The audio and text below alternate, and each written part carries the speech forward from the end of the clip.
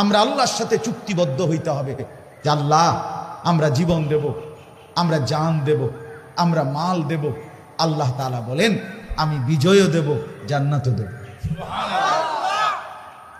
দুটোটাই দেব।